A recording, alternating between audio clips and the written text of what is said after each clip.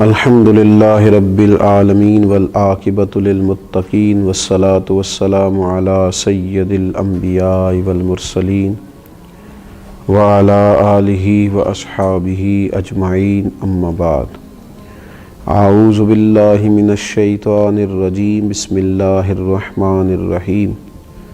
ذرہم یأکلوا ویتمتعوا ویلہہم الامل فسوف یعلمون صدق اللہ العظیم اللہم صلی علی سیدنا و مولانا محمد معدن الجود والکرم وآلہ وصحبہ وبارک وسلم الصلاة والسلام علیک یا سیدی یا رسول اللہ وعلی آلک واصحابک یا سیدی یا حبیب اللہ۔ حمد و صلاۃ کے بعد اللہ تبارک و تعالی نے قرآن مجید میں ارشاد فرمایا، کفار کے بارے میں فرمایا ذرہم یأکلوا ویتمتعوا، آپ ان کو چھوڑ دیں کھانے کے لیے اور دنیاوی فائدہ اٹھانے کے لیے، ویلہہم الامل، اور انہیں ان کی امیدوں میں مشغول رہنے دیں، فسوف یعلمون، یہ ان قریب جان جائیں گے۔ کھانا پینا، برتنا، لمبی چوڑی امیدیں باندھنا، اس میں ہی ان کو مشغول رہنے دیں۔ اسلام لمبی امیدیں بنانے سے یا مستقبل کی منصوبہ بندی کرنے سے انسان کو منع نہیں کرتا۔ اپنے بچوں کے لیے، آنے والے وقت کے لیے اچھی منصوبہ بندی کرے۔ نبی اکرم صلی اللہ تعالیٰ علیہ وآلہ وسلم نے حدیبیہ میں صلح کی تھی تو 1 سال کی امید بھی دلائی تھی کہ اگلے سال ہم عمرہ کریں گے۔ نبی اکرم صلی اللہ تعالیٰ علیہ وآلہ وسلم نے منصوبہ بندی فرمائی، صحابہ کرام علیہم رضوان کو اجازتیں عطا فرمائیں۔ صحابہ کرام علیہم رضوان میں سے بڑی جلیل القدر شخصیات تھیں جو کوشش کرتی تھیں، منصوبہ بندی کرتی تھیں، اور جن کو بظاہر دنیا کہا جاتا ہے اس کے لیے بھی جد و جہد ہوتی تھی، جیسا کہ حضرت عثمان غنی رضی اللہ تعالیٰ عنہ کاروبار کرتے تھے، حضرت عبد الرحمن ابن عوف رضی اللہ تعالیٰ عنہ کاروبار کرتے تھے، منصوبہ بندی کرتے تھے، لیکن ظاہری طور پر تو یہ لگ رہا تھا کہ وہ کاروبار کرتے ہیں، لیکن دراصل تو وہ جو کماتے تھے وہ دین اسلام کی خدمت کے لیے کمایا کرتے تھے، اللہ تعالیٰ کے بندوں پر خرچ کرنے کے لیے کمایا کرتے تھے۔ منع نہیں کیا جاتا دین کے اندر، اسلام منع نہیں کرتا کہ آپ اچھی منصوبہ بندی کریں، آپ مستقبل کے لیے اچھی پلاننگ کریں، آپ ادارے قائم کریں، آپ تعلیم کے میدان میں، صحت کے میدان میں، آپ لوگوں کے لیے بنیادی ضروریات فراہم کرنے کے لیے اچھی منصوبہ سازی کریں، آپ وہ سارے وسائل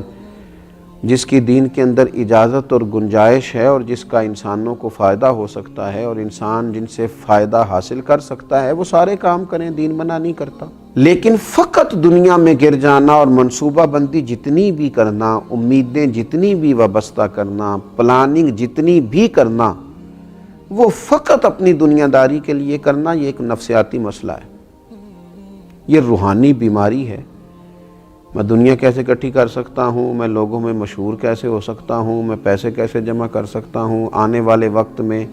میں کس طرح لوگوں کے بیچ رہ کے ان پر حکومت کر سکتا ہوں، یہ نفسیاتی الجھن ہے، یہ بندے کو پوری طرح الجھا دیتی ہے، انسان کمزور پڑ جاتا ہے۔ انسان منصوبہ بندی کرے مستقبل کی اچھی نیتوں کے ساتھ، لوگوں کے فائدے کے لیے، لیکن ایک بات کا وہ ضرور خیال رکھے کہ وہ دنیا سے جانے والا ہے، اسے رب کی بارگاہ میں پیش ہونا ہے، اسے کچھ منصوبہ بندی، کچھ کوششیں، کچھ کاوشیں اپنی قبر کے لیے، اپنی آخرت کے لیے، قیامت کے امتحان کے لیے، اللہ تعالیٰ کی بارگاہ میں کھڑے ہونے کے لیے بھی کرنی چاہیے۔ وہ سارا کچھ، جتنا کچھ بھی اللہ نے اسے صلاحیت دی ہے، اگر وہ اپنی ساری صلاحیتیں فقط دنیا داری میں ہی لگا دے گا اور سارے کام صرف اور صرف اپنی چند روزہ عارضی زندگی ہی کے لیے کرے گا تو یہ مومن کی شان نہیں، یہ مومن کا مزاج نہیں، یہ رسول اللہ صلی اللہ تعالیٰ علیہ وآلہ وسلم کا دیا ہوا پیغام محبت نہیں۔ تو لمبی لمبی امیدیں لگا لینا، لمبا پروگرام کرنا، صرف دنیا داری کے لیے ہی سارے لمبے منصوبے بنانا، دین نے اس کو پسند نہیں کیا۔ میرے نبی اکرم صلی اللہ تعالیٰ علیہ وآلہ وسلم نے فرمایا 4 چیزیں بدبختی کی علامت ہیں۔ ایک تو فرمایا کہ آنکھوں کا خشک ہو جانا کبھی بھی اللہ کے خوف سے ان میں آنسوؤں کا نہ آنا بدبختی کی علامت ہے۔ دوسرا رسول اللہ صلی اللہ تعالی علیہ وسلم نے فرمایا دل کا سخت ہو جانا یہ بدبختی کی علامت ہے، کہ تیرے دل میں کسی کے لیے درد نہ ہو، تیرا دل کسی کے لیے نرم نہ ہو، تیری طبیعت میں کبھی کسی بندے کے لیے ہمدردی پیدا نہ ہو، یہ بدبختی کی علامت ہے۔ اور تیسرے نمبر پر نبی پاک صلی اللہ تعالی علیہ وسلم نے فرمایا دنیا کی ہرس میں لگ جانا، لالچ پیدا کر لینا، ہوس پیدا کر لینا، میں کیسے کو زیادہ سے زیادہ مال اکٹھا کر سکتا ہوں، یہ بدبختی کی علامت۔ یہ دیکھیے یہ کس طرح کے روحانی امراض ہیں جو بندوں کو جکڑ لیتے ہیں اور ان کی روحانی زندگی کو برباد کرتے ہیں۔ چوتھے نمبر پر میرے نبی پاک صلی اللہ تعالی علیہ وآلہ وسلم نے فرمایا لمبی امیدیں وابستہ کرنا بدبختی کی علامت۔ تو دنیا کے لیے مال جمع کر، دنیا کے لیے اسباب پیدا کر، تو دنیا کے لیے کوشش کر، پر یہ بھی تو دیکھنا تو نے دنیا میں رہنا کتنا عرصہ، یہ بھی تو دیکھنا کتنے لوگ تھے جو چلے گئے، کتنے لوگ تھے جو اپنا وقت گزار گئے۔ تو اپنی زندگی کے اندر امیدوں کو اتنا لمبا کر لینا، دنیا کے لیے منصوبہ بندی اتنی لمبی کر لینا، میں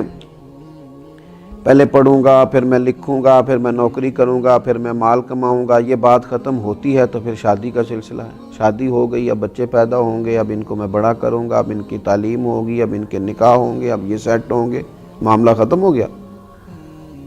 اور بھئی یہ ساری منصوبہ بندی آپ کی ہے، اس کریم کی حکمت پتہ نہیں کیا ہے۔ کتنے لوگ تھے دنیا میں جو آئے، بچے تو تھے پر بڑے نہ ہو سکے، کئی جوان تو ہوئے پر بوڑھے نہ ہو سکے، کئی بڑے تو ہوئے نکاح تک نہ پہنچ سکے،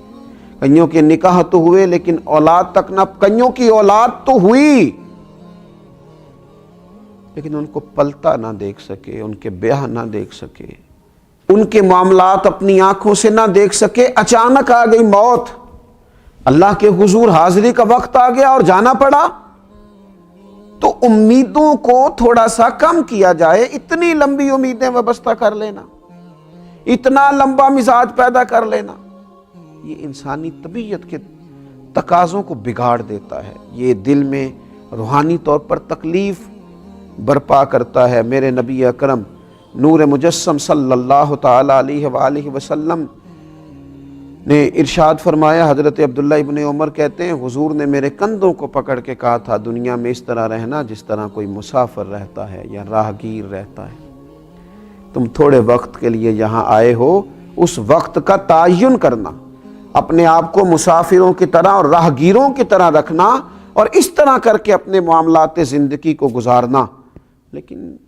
کہاں بھائی، لوگوں نے تو پکی جائیدادیں بنا لی ہیں، ڈھیر سارے لوگ ایسے ہیں جن کی زندگی میں سارے منصوبے ہیں، ریٹائر بھی ہونا ہے دنیا کے معاملات سے، لیکن مرنا ہے، قبر میں جانا ہے، اللہ کے حضور حاضر ہونا ہے، اس پر تو توجہ ہی کوئی نہیں، اس کا تو پروگرام ہی نہیں ہے، اس کے بارے میں تو غور و فکر ہی نہیں ہے، اس کے لیے تو منصوبہ بندی ہی نہیں ہے، اس کے لیے تو اعمال خیر جمع کرنے کا جذبہ ہی نہیں ہے۔ ام ولید بنت عمر بیان کرتی ہیں، ایک دن نا نبی اکرم صلی اللہ تعالی علیہ وسلم تشریف لائے اور فرمایا اے لوگو کیا تم حیا نہیں کرتے؟ مسلمانوں نے کہا یا رسول اللہ صلی اللہ تعالی علیہ وسلم کس چیز سے؟ تو آپ نے فرمایا تم ان چیزوں کو جمع کرتے ہو جن کو کھا نہیں سکتے، اور ارشاد فرمایا ان مکانوں کو بناتے ہو جن میں تم رہ نہیں سکتے، اور حضور علیہ الصلوۃ والسلام نے فرمایا ان چیزوں کی امید رکھتے ہو جن کو تم پا نہیں سکتے۔ کیا تم حیا نہیں کرتے؟ کیا تم غور نہیں کرتے؟ تم ایسی چیزوں کو بناتے ہو کہ تمہارا حصول ہی ممکن نہیں، تم وہاں تک جا ہی نہیں سکو گے۔ اپنی زندگی کے اندر کچھ امیدوں کو کم کیا جائے، کچھ تھوڑی سی تیاری بھی کی جائے، کچھ جانے کا بھی پروگرام بنایا جائے۔ اللہ کے رسول صلی اللہ تعالی علیہ وآلہ وسلم نے جب حضرت عمر رضی اللہ تعالیٰ عنہ حضور کو دیکھ کے رو پڑے نا کہ موٹے بان کی چارپائی ہے اور پھر آپ کے مقدس جسم اکتہر پر اس کے نشان بھی پڑ گئے، تو حضور علیہ الصلوۃ والسلام نے فرمایا تو عمر ہم دنیا میں تھوڑی دیر کے لیے آئے، کیا تم پسند نہیں کرتے کہ یہاں ہم تھوڑی تکلیف برداشت کریں اور آخرت کی ساری سعادتیں اللہ ہمیں ہی عطا فرمائے؟ تو تھوڑا سا اپنی دنیا داری کے معاملات میں امیدوں کو کم رکھنا، یہ ذرا روحانیت کو مضبوط کرتا ہے۔ انسان مضبوط ہو جاتا ہے ذہنی طور پر، فکری طور پر، اور تھوڑا سا ذہن کو آسودہ کر لیتا ہے اگر یہ ذہن بن جائے تو، ورنہ ساری عمر بڑھاپے تک مال کی ہرس، ہوس اور پیسہ جمع کرنا اور جناب لمبی امیدیں وابستہ کرنا، اور میں یہ کر لوں اور مجھے یہ مل جائے اور یہ چیز بھی کبھی میری ہو جائے اور یہ چیز بھی کبھی میرے ہاتھ آ جائے، یہ پھر بڑھاپے تک چلتا ہے۔ رسول اللہ صلی اللہ تعالیٰ علیہ وسلم نے ارشاد فرمایا کہ بوڑھے آدمی کا دل دو چیزوں میں ہمیشہ جوان رہتا ہے۔ عمر بڑھاپے کو پہنچ گئی، بڑھاپا آ گیا، یہ صحیح بخاری میں موجود ہے، مسلم میں موجود ہے، بوڑھے کا دل بھی دو چیزوں میں توانا رہتا ہے، جوان رہتا ہے، شباب پہ رہتا ہے۔ حضور کون سی؟ فرمایا ایک دنیا کی محبت، ایک لمبی امیدیں۔ آپ دیکھ لیجئے کہ لوگ دوائیاں تو کھاتے رہتے ہیں، علاج تو کراتے رہتے ہیں، یہ نہیں سوچتے کہ یہ جانے کا بھی تو وقت ہے نا، پھل بھی تو پک گیا ہے نا، اب کسی وقت وہ بلا بھی تو لے گا نا، اس کے حضور حاضر بھی تو ہونا۔ اس کا یہ مطلب نہیں کہ علاج نہ کرایا جائے، ضرور کرایا جائے، لیکن جینے کی اتنی ہرس، اتنی ہوس نہ پیدا کی جائے، بلکہ اللہ کے بندے نے جانا ہے، اس کی بارگاہ میں حاضر ہونا ہے، تو لمبی امیدیں قائم کرنا نفسیاتی مسئلہ ہے۔ یہ لمبی امیدوں کا بنا لینا یہ روحانی طور پر کمزور کر دیتا ہے، بندے کے روحانی مسائل بن جاتے ہیں۔ اللہ تبارک و تعالی ہمیں اتنی ہی دنیا داری عطا کرے جتنی ہمارے حق میں بہتر ہے۔ اللہ تبارک و تعالی ہمیں صبر کی دولت عطا کرے، اللہ ہمیں قناعت کی توفیق عطا کرے، اللہ تعالی ہمیں اپنے فیصلوں پر راضی رہنے کی ہمت نصیب کرے۔ اللہ تبارک و تعالی ہمارے دلوں میں وہ جذبات پیدا کرے کہ جن جذبات کے ساتھ ہم اپنے رب کریم کو راضی کر سکیں۔ ایسی خواہشات ہی ہمارے دلوں میں نہ آئیں جو خواہشات دلوں کو توڑ دیں، طبیعتوں کو بے چین کر دیں، جو ایسی خواہشات ہوں جن کے پیچھے لگ کے ہمارے دل روحانیت سے نکل جائیں، اللہ تبارک و تعالیٰ کی محبت سے خدا نہ کرے دور ہو جائیں۔ اللہ تبارک و تعالیٰ اپنی رحمت ہم سب کے شامل حال فرمائے۔ وما علینا الا البلاغ۔